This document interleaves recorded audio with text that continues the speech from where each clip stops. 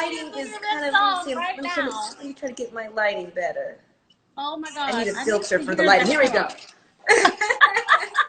You're really close to the screen now. Can you zoom out?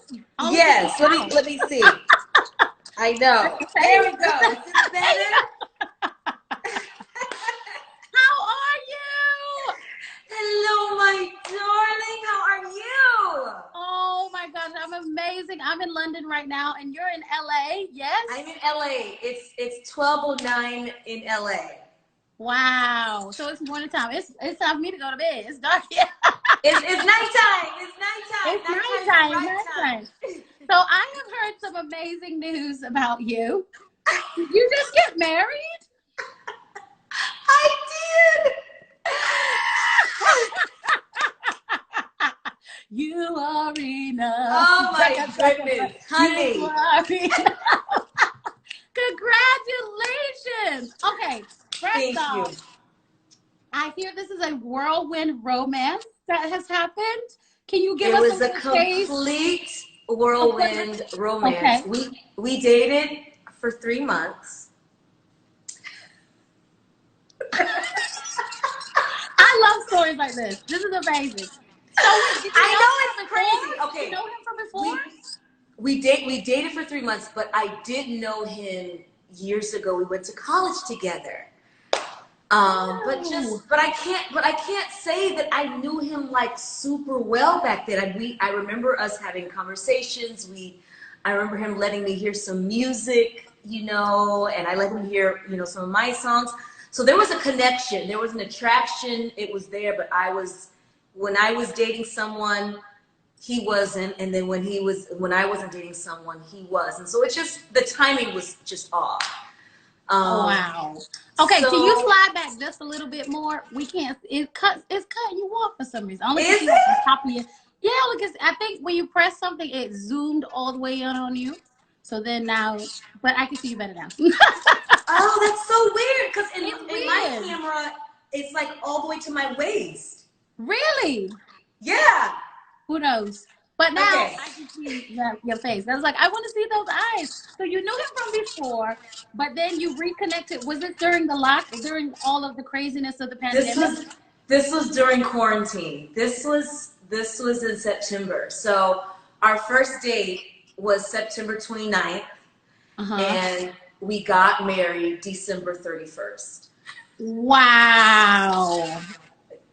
I love you. You know what? This pandemic has been doing crazy things in people's love lives. It's kind of like it's made us be like, if I like you, I'm gonna go for it. And if we have a connection, let's do it.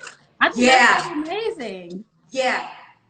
And so you just knew him from before, and then how did he propose? I want to know the details. Well, this is the thing. I feel like I'm trying to pick. So is it still really close? Or I think they said it's the filter. I don't know. Really? Okay, let me turn the filter off. I'll just be ugly. You're not ugly. You know how the filters be helping though. I needed the light. It's kind of dark in here. Yeah. Okay, where is it off? Look for the Everyone says that you just glow naturally, so I like that. Oh, they're so sweet. My shade, that's nothing but my shade, babes. But now I can't turn it off. It's like I'm looking through the off. There we go. This is amazing. Oh, there you are. Okay, is that better? Yep. And you still look flawless. You're so sweet. Okay, I'm just looking for the good light, but no, it looks amazing. You look great. So you guys got together. How did he propose? Did you know this was going to happen, or were you just like super surprised? It was literally all I can say is we both were very, very happy before we met. And it really was like, let's just be happy together. It was really just as simple as that. Like, let's just, instead of me having to drive over, let's just live together. Let's build a life together because we've already built so much that we love and cherish on our own. So let's just do it together. And it's just so easy. And he's so supportive of everything that I do. He just wants to see me win. I want to see him win. it's just That's what's so important, to have somebody who just wants to see you happy. They want to see you yeah, grow, especially when you're in the entertainment business. As I know, as you know, it's so hard to find somebody who gets what we do. That's like yes, the hardest part of what yes, we do. Is trying to figure out absolutely. how we can get. Is he in the industry as well? Well, see, this is the thing. He's actually a physician. He's a That's it. he. Well, but this is the thing. He's a radiologist, and so literally, like, he's home. He's like, he literally just like, he was telling me how he was quarantining before we were, like, in back in 2015. He was working from home. Just he just looks at X-rays, and it's that's why he calls himself Dr. X. Um, and so he kind of got that name because he was also an NBA, kind of like correspondent. Like, he would be like the doctor, the I don't know what they would call him exactly, but he would be like on NBA TV, and he would talk about the injuries. Oh yeah, yeah, yeah. Um, Like the physician on board, like the yeah, exactly, yeah, yeah. exactly. So, and his name is Philip, and so they're like, "Oh, we've got our own Dr. Phil." Dr. Phil! You better get a doctor in a pandemic, girl. Can you teach us your ways? Honey? That's what we trying to get. Girl, let And me you tell you locked it something. down 3 months. You've done well, sis. You've done well. I'm proud of you. Nothing but God. Nothing, honestly, only God could have done this. I was loving my life. I was loving being single. I was loving how I was moving. Like, it Mm-hmm. was absolutely fun, and and now I'm moving differently, but it's just as fun, but it's different. But Yeah. it's still a lot of life, a lot of energy, and we talk about the future all the time, and it's just amazing.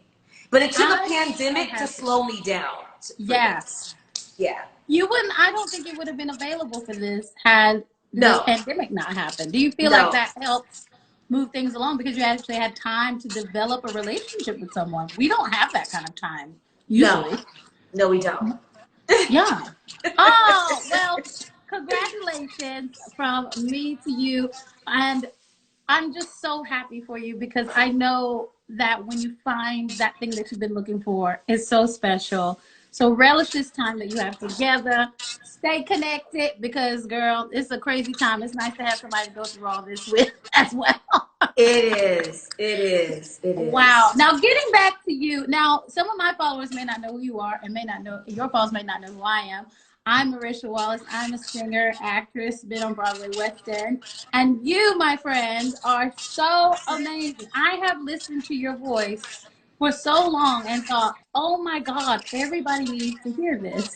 And I'm friends with David Foster as well, and he talks about you all the time. Oh, Yeah. Him and Kat, they first of love all, you. I'm so happy for them. I am so, so happy for them. I adore them collectively. I adore them individually. And so I'm just so, so happy that they're bringing a beautiful new life. I can't even imagine how beautiful that child is going to be, and how talented that child is going to How be. So, talented is that child going to be? And we would talk. So me and Kat did waitress together, and we would talk about you and about you being out on the road with David all the time. And she was like, "Oh my God, have you met this girl? She's so incredible. Her voice." And I was like, "I need to meet her." So I was so excited to have you on the show today. I just want to get a feel of how did it all start for you? Where did it? I know I've read the things about you and Stevie Wonder, but have you been singing your whole life? Is that kind of what you've been doing? I have been singing my whole life. It's just, I think some people, it happens almost instantly. I think there are people who um, love to sing, and then people who were born to sing. Yeah. Like they didn't have a choice. No, it I, shows them. Yeah.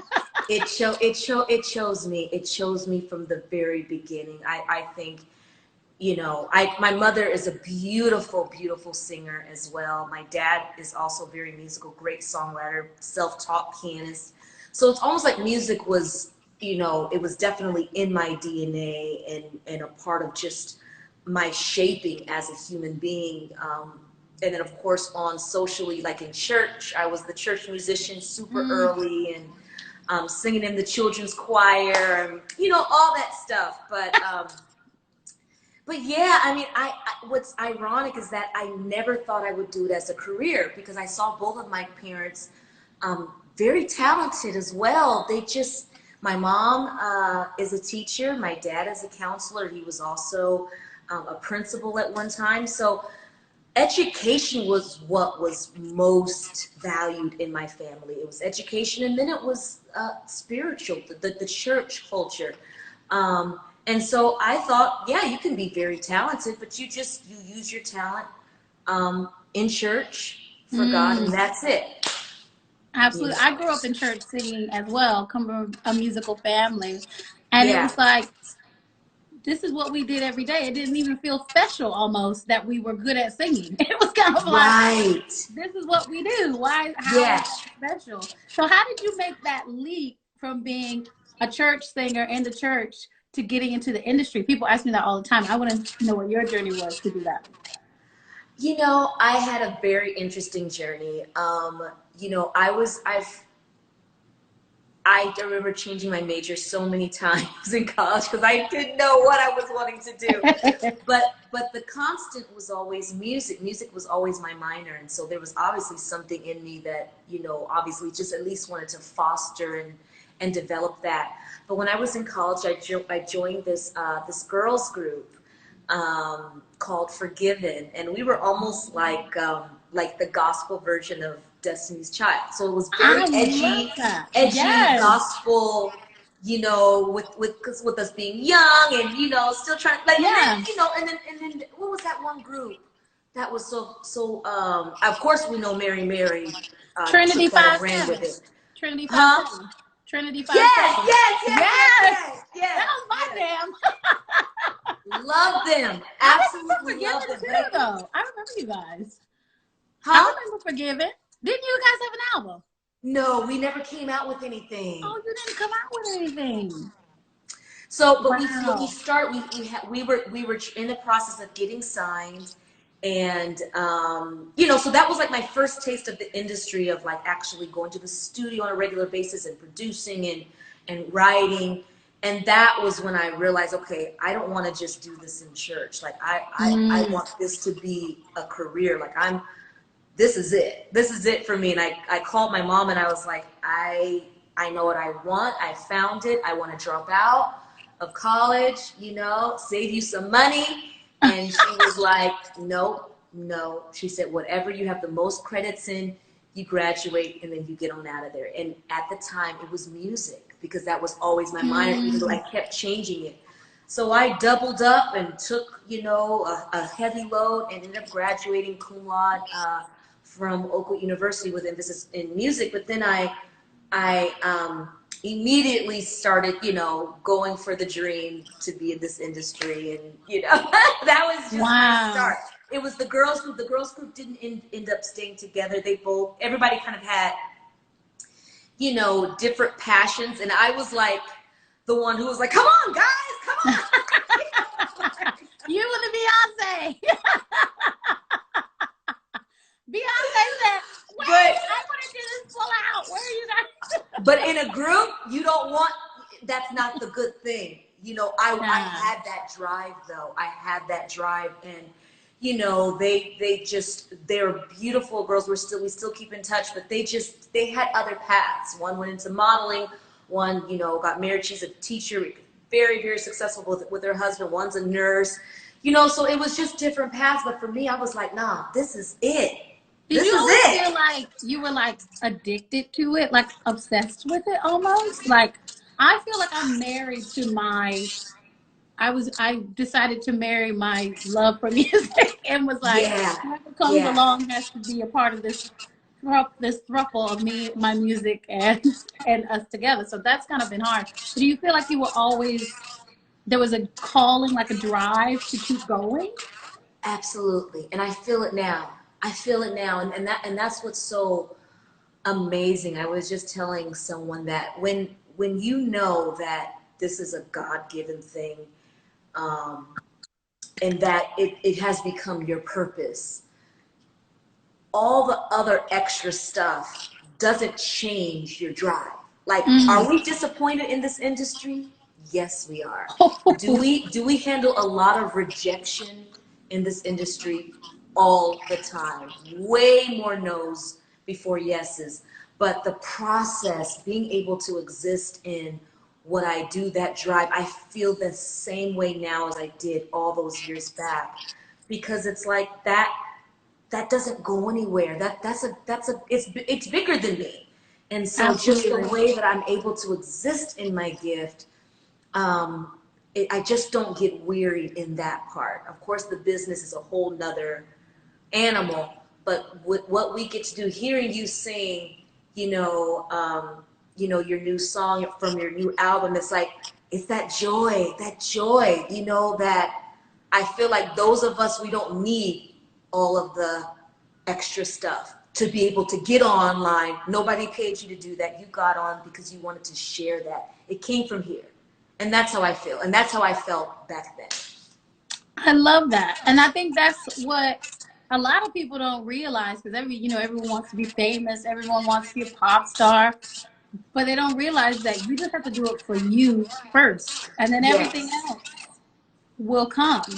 Yeah. Now, do you feel like, since you were raised in church and then you moved out of church singing into secular singing, did you get any backlash, or have you felt kind of like, you know how we're trained in church to sing gospel, but I felt a certain way for a lot of years, not singing gospel music, singing secular music, and just being like, I'm still a spiritual person. I still believe in God and Jesus, but I just sing secular music. Have you had any of that backlash yourself?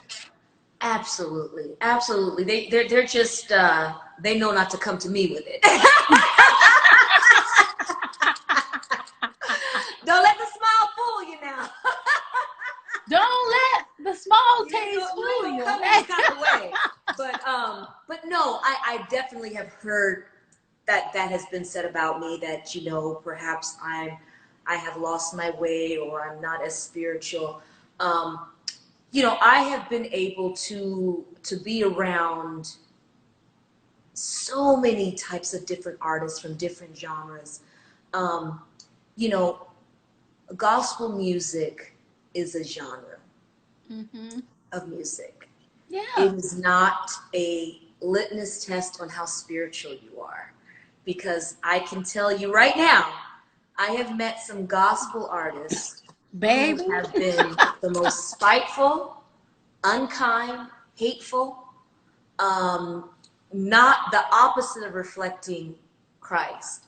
And I have met people in the so-called secular industry who have been so kind, so just full of light, and just so welcoming, and just polar opposite of what you would expect. So, do I believe that all gospel artists are like that? Absolutely not. Do I believe that all secular artists are so full of light? Absolutely not. We're human. And that's the thing. We have to remember, we are human first. And what I do is that I try to treat people the way Jesus said to treat people. With kindness, with love, with forgiveness. Am I perfect? Absolutely not. But that's the goal. To live for Jesus, not to just quote unquote sing the name of Jesus in a song, because that's not enough. That's just not enough. It's And not. so for me, it's a lifestyle, and it's not a genre of music that I sing. Do I sing gospel music all the time? I was the praise and I was the minister of music for a church for 15 years. Really had to stop. Only really stopped, I think it was about 3 years ago, when I was just traveling too much. There was no way for me to do it. People were like, why are you still singing, in churches, and still, teaching choirs? Because I love it. I would literally be performing at the White House and then come back that weekend and still lead praise and worship on the I weekends, love that you got Saturdays to and start Sundays. there. I was also a choir director in praise and worship, and it isn't it the most amazing training though that you got. Oh, Did you feel like you were so prepared by the time you got? Let me tell you something. Let me tell And you all the other something. things. I was like, wow, I can sing at 6 a.m. I can sing at this 10 a.m. audition. We can do Good Morning America. We can do Today Show. We got you at 4 a.m. We got that. And I will even say, like, even as a worship leader and, you know, having to control the pace of a service, like, I feel like, I say this all the time, I say it on almost every interview, I feel like the hardest crowd are Black church folk.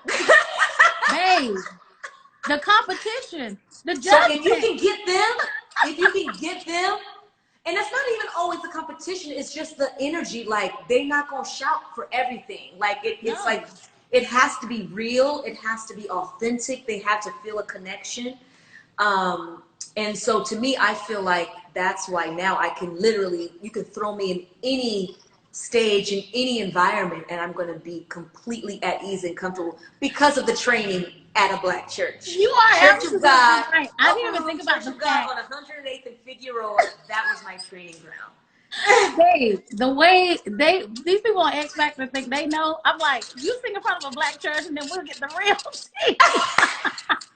On a Simon Cowell. I said, Simon Cowell ain't got nothing on Mother Jordan, honey. Thank you. I said, Simon Cowell, oh, y'all better meet Deacon, honey.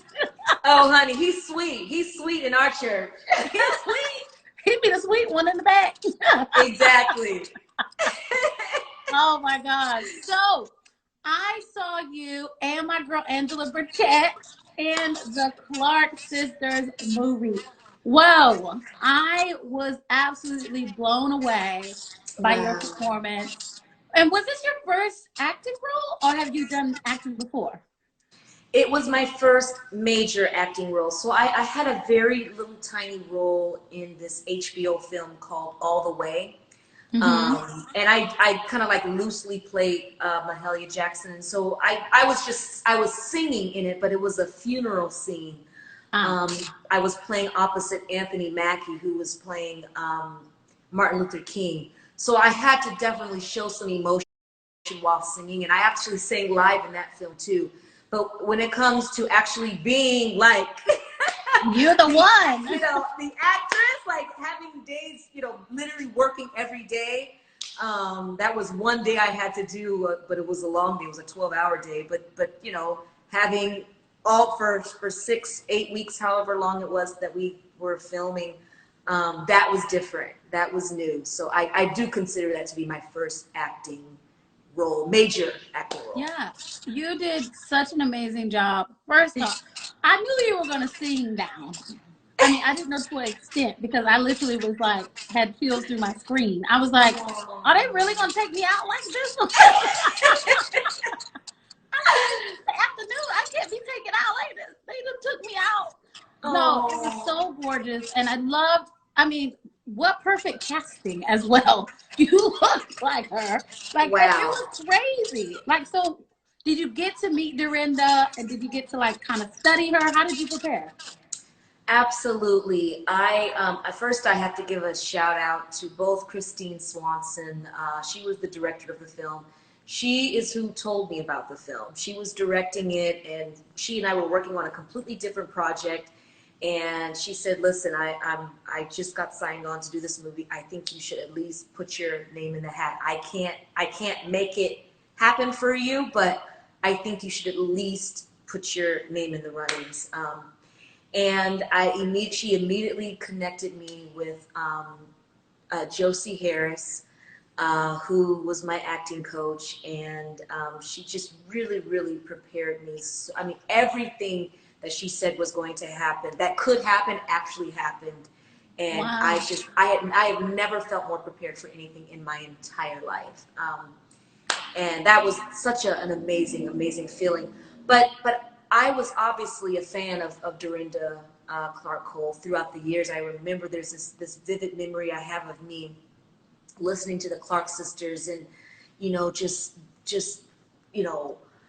replaying certain songs, and just loving Dorinda's voice. And then a little bit later on, years later, I sang one of her songs, "I'm Still Here," you know, in church. And so it's like there was always like this connection that I felt to not only the Clark sisters, but to her.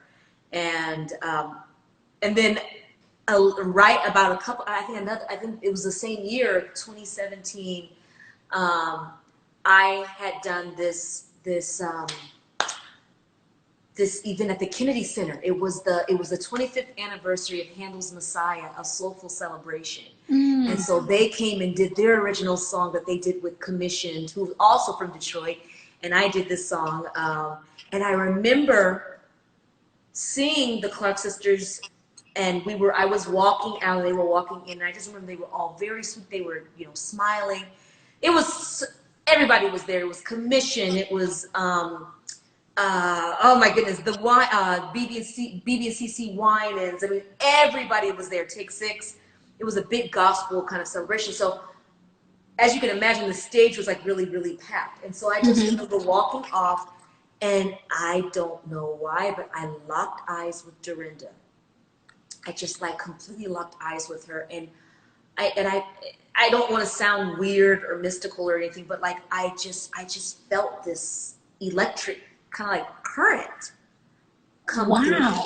And her smile was so warm and so just genuine, and I just remember almost like it felt like an embrace. Like her smile felt like an embrace, and that was it. And that was it. Not knowing that 2 years later I would be on set, like actually portraying her. But it was just one of those kind of eerie things that now I look back, it's like that's eerie. It's like the universe and God gives you these little tokens, like little, I call them breadcrumbs, that he's like dropping along the way, but you don't see what they're going to be until they come into full fruition. Yes. I love that. I love that. It was beautiful. It was so beautiful. And so I definitely, when I found out I got the role, I just looked at all of her live performances, her preaching, the way she uses her hands, the way she moves, how she holds the mic, you know, all those kind of stuff. You had so many details that I was like, that's it. That's how we have to go. Because, you know, a lot of times, especially with Black women in starring roles, lead roles, they're like, sassy Black. I'm like, no, there's so many levels to Black women, and we're also different. And I think that's what I really loved about the Clark sisters, was it was 5 different kinds of Black women all together. And it was they were distinctively different. And I think you guys did such a great job of being very specific about who your character was and being true to that and not making it general. Do you know what I mean? Absolutely. And I so appreciate you seeing that, because I think that is what was so important to us and so important to Christine, who was really wanting to celebrate the legacy of these women. You know, in gospel music, they are obviously celebrated and applauded. But what a lot of people didn't realize, I think until the film came out, is that a lot of people outside of gospel studied them, listened to them, loved them. And so when we did one of the events and I hear Queen Latifah saying, like, the Clark sisters made me a better actor. Instead of thinking about something sad when I would have to cry, I would listen to the Clark sisters, and that would conjure up that emotional, that scene that I would need. Mary J. Blige, all these who are obviously executive producers on this film, she said, the Clark sisters saved my life. She was like, when I was going through depression, when I wanted to in my life, I would listen to the Clark sisters, and it would bring me back and just say, I can just go on just another day. Missy Elliott, another executive producer, she had a story just saying how she said she would just be bumping them like on her little stereo. She's not just be straight bumping them, like, you know, like just like they were like the new single. She's like, I would be like bumping the Clark sisters. So those are 3 different women, different walks of life, and everybody has a Clark sister story, as do we, you know, in the church, a different connection, you know. And so we were so glad to really showcase all of them: Denise, Jackie, Twinkie, Karen, Dorinda, all five, and Dr. Maddie Moss Clark, Oh, six black so women, good. six black women who really, you know, took life, with two hands and forged their own path in such unique ways. And of course, they credit their mother for not only the success that they have even now, but just the success that they have as women. I think also that was the first time I saw a true depiction of church life, like black church, Yes, politics as well, which I thought was yes, so interesting. I was like, wow, I have never seen church, like black church politics, how things are run, who's in charge, and then Maddie Moss being like the first major MD, over all music supervisor over all of it. I thought that was yes. so interesting to get to delve into that world, because I don't think it's ever really been shown on television No. besides you seeing like a choir doing a gospel song. You don't ever know what the inner workings of the church is. I thought that was really exciting that they did that. It was, and I'm so glad that they touched on it because I think it's such an important topic that sadly is still extremely relevant today. The fact that just women in power, women in leadership roles, how there are people who are not comfortable with that, No. and you would think the church would be the environment where we are all level at the cross. You would think that. You would think. We would all believe that, but there's a lot of people who still believe that women are lesser and that their anointing is even less and that they're not capable of being in these leadership positions. So Dr. Maddie Moss Clark was so ahead of her time, and really just this powerful woman of God who knew what her gifts were, what God created her to do, and she moved in power. And you can see in all of the sisters, they all move in power. Even Karen, who in the movie you see, who was kind of the shy, soft-spoken one, she learned to find that space and find her power as well. So it's Wow. pretty incredible. Well, I absolutely loved what you girls did. I hate that the pandemic, but I do feel like the pandemic helped y'all, and it was like kind of a double-edged sword because you had so many viewers because everybody was like, I'm in my house. I'm going to enjoy this amazing movie. But then it's almost like you couldn't go promote it because you couldn't travel. Because I was working with one of you guys, with Angela's publicist, and he was telling me how it all shook down because she was going to go fly and do all these things, and the pandemic happened. Do you feel like that it helps or it hindered? Like, how do you feel like you recovered, or how your career's changed since you've done this movie? It's so interesting. It's exactly what you said. It was a plus and a minus simultaneously. I remember we were on our way. I had just done the Dorinda Clark show in Ohio, and I was flying back, and I was supposed to go from Ohio. We were going to do the Potter's House, and we were going to go to New York and do the Women in Holly. I mean, it was all this stuff that we had going. Wow. And I remember, like, little by little, like, they would say, okay, this has been canceled, but this is still on.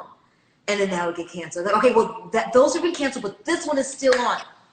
And by the end of the week, everything was canceled. And so, I have to admit there was some major disappointment there because, this was our first movie. For some of us, it was our first time acting. In this And it was capacity. really So, good. and it was Yeah. really good, and it had a lot of great buzz, and so not being able to do the screenings and the red carpet and the premiere and all of that, we weren't able to experience any of that. But I feel like the plus is that I feel like I had to put on my big girl panties real quick because we still had to promote the film. So I got my little ring light. I had Yes, to get you I did. got a little sound system. I had to, just get all this different stuff because now I had to be sound. I had to be hair. I had to be makeup. I had to, lighting, all of that because one of the days I did like, what was it, 16, 17 morning shows in like 2 or 3 hours, you know. So it's like it's like it didn't stop. It didn't stop, but we had to rise to the occasion. And so I feel like it made me realize that I'm stronger than I even realized, that I can dig deep when I need to. I think that's what this pandemic has shown all of us. And then, as you said, because it happened where everybody was home, it was kind of the beginning where people were still at a source trying to figure out, like, what is happening? How long is this going to last? It was Easter weekend. It was a time it was for family. You know, people were used to being with their families. And it came out Easter weekend, and it ended up being the #1 movie in the country because TV movie, because everybody was watching. I don't know what it is now, but the last time I heard, it was like 14 million had streamed it. So it was a huge, you know, we were like all in our bubble, but it was like all this amazing stuff that was happening, you know, surrounding the film. But I feel like if things were open, I think that we would have been able to kind of use it a little bit to make it go a little further. Yeah. But because we were shut down, it's like it went beyond just the cycle of the movie being shown, and then it just, you know, and then now it's people have moved on. But then they start there. I don't know if it aired yet, but it was supposed to air on BT, so it kind of brought it back up. And then we just got nominated for the Critics' Choice Awards, so now people are talking about it again. So yeah. So I love that. I'm glad that because I was like, I need them to get their flowers as well. I know. There was a lot in that film that was so important. It was, you know, again, back to Christine, she really wanted the Clark sisters to be represented. So she wanted us to be not only singers, as you have seen in other films, the singers might be singing, but they're not singing live. And she wanted us to be singing live. That was what was the difference with that movie for me. That's why you guys sound so amazing as well. Because I've done movies in the past as well where I have to sing on it and I have to lip sync to my own voice, which doesn't give you the same energy or the same, especially when you sing something like the Clark Sisters. I mean, how could you lip sync that appropriately? Exactly. It has to be in the moment. It has to be in the moment. And so yeah, no, I think that that was another character. I say it all the time, but that was another character in the film. The fact that we were singing live, because certain moments are just not as emotionally impactful if you would all of a sudden hear an overdub, or some TV shows that we hear is like they're in the kitchen and then you're hearing like, you know, effects, you're hearing reverb, you're hearing auto. It's like, baby, that's not live. But you're not in the kitchen though with that. So it just takes away from the emotional impact. And I think having that is what people, they might not even have the language to know what it was, but that's what it was. It was the fact that it was live, it was present, it was real, it was raw, and that's what you were feeling. Wow. Well, before we go, but I have to play a little game with you. Okay. This is called the 5-second rule. I play with all my Marisha Mondays guests. Everyone has been enjoying everything you've been saying. Your comments are going crazy. Everyone loves the Clark Sisters movie. They love you. They think you're amazing. So how this game works, we have a little intro that we have to play. But how the game works is I'm going to give you 5 seconds, and you're going to tell me 3 things in a category. But you have to do it within 5 seconds. Okay. So the pressure is on, okay? Okay. So are you ready? I'm ready. Okay, here we go. We got to get the music going, though. Okay. 5-second rule! 5-second rule, yeah! 5-second rule! With my girl, shake. Yeah.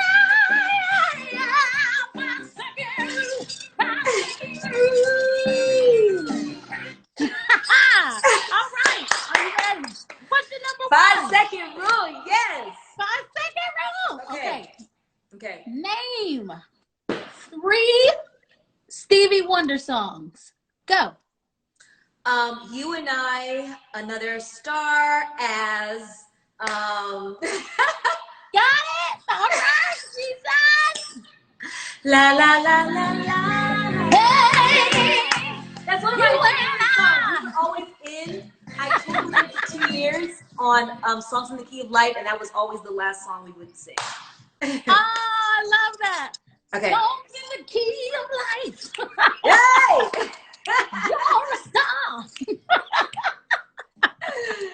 All right, next question. You smoked that one. That was easy. She's a big Stevie one. Come on. That's All my right. dearest friend. Okay. You ready? Yes. Name 3 types of cereal. Go. Cheerios, Fruit Loops, Frosted Flakes. Bam! We got Cheerios. Yay!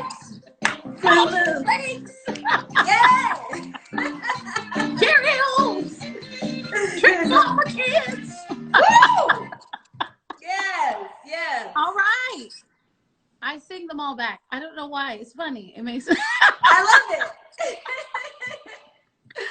I don't know what's happening on my end. I can't see the comments anymore, but I'll just imagine that they're there. They're telling you answers, so I don't want you to see the comments. Well, no, nothing is coming out anyway. I haven't seen. Oh, no. I haven't seen comments at all. Nothing has come through. What is your favorite cereal that you will eat? If you could eat a cereal every day, which one would it be? Captain Crunch with berries. Captain Crunch. I'm the peanut butter crunch though. That's me. Oh. But you like the berries. I like the berries. Now tell me, what is that residue that's left at the end? I never knew. Is that grease? What is that? Sugar, and everything you're not supposed to eat, but I love it and it's so good. I was like, is anybody gonna tell me what's this residue at the end? Because we probably don't want to know. All right, you ready for your next question, darling? Okay. Name 3 child stars. Go. Raven Simone, Mary, Kate, and Ashley Olsen. Yeah! That's so Raven. Hallelujah. Mary Kate, Ashley Olsen. That's a 2 for 1. 2 for 1. I thought you liked that. When I was coming up with the answers, I said Tia and Tamara. I was like, yes, 2 for 1. 2 for 1. Oh, I know. And of course, my favorite, Rudy Huxtable, Keisha Knight Pulliam. So many amazing ones. There's so many good ones. Come on, Mary Kate. I remember when I was a kid, they used to have like albums out that I would listen to. And there's this one.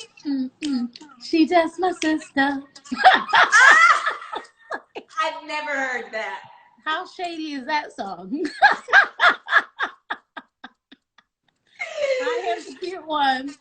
She's just my sister. Wow. So that was them bickering back and forth who was the cutest one, and they like 5 years old. I'm like, isn't that sad? Starting them off bad, just bad. Starting them off bad. My mom be like, she can't sing that song. Okay, you ready? Okay. You got about 2 or 3 more. Okay.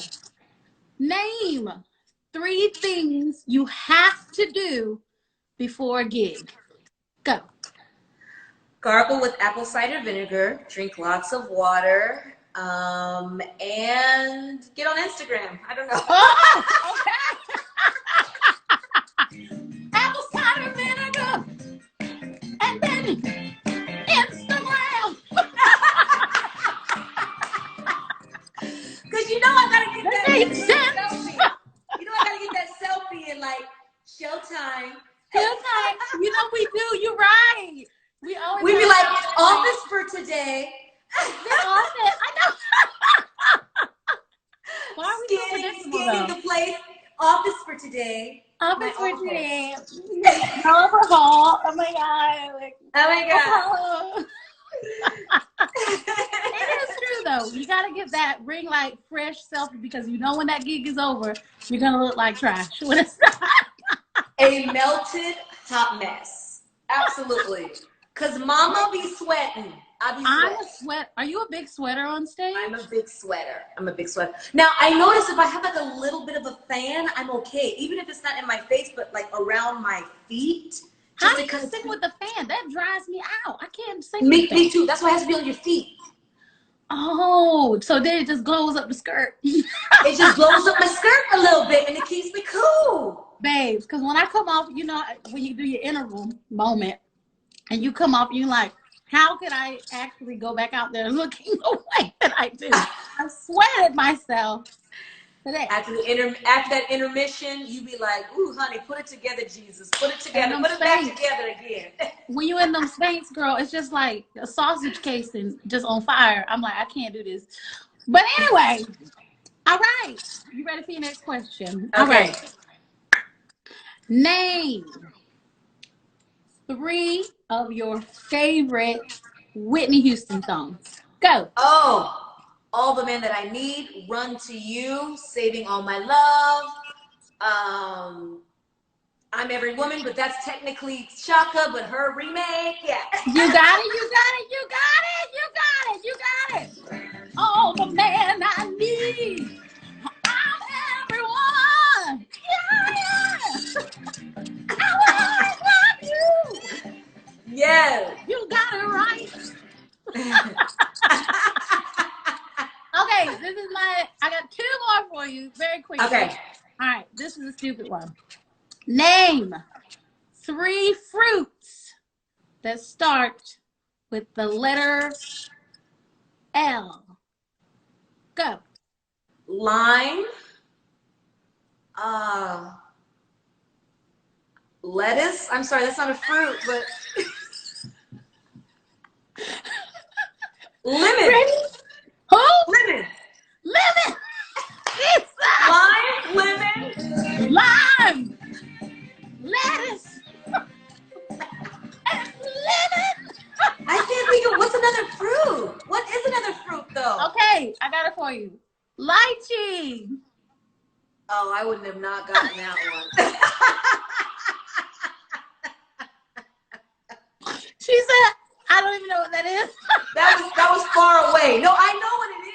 My husband just got that in his drink. You know, they have it in See, he set you up to win. That was it. I know, but that was far away. That was distant.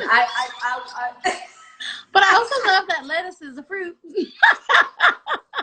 I just had to say something. I knew it was wrong. She said something in the produce section. I got it. Lettuce. Yeah, but no. you did good. You did get lemon. You got lime. Because some people don't even get lemon and lime. And I'll be like, that was the given. Nah, it's the pressure. It's the pressure. All right, this is your last question. Okay. What are 3 ambitions that you have for 2021? Go. I want to perform live again. Yes. I want to be in another film, and I want to create another album. Woohoo! All right. She wants to sing. Yes, I do.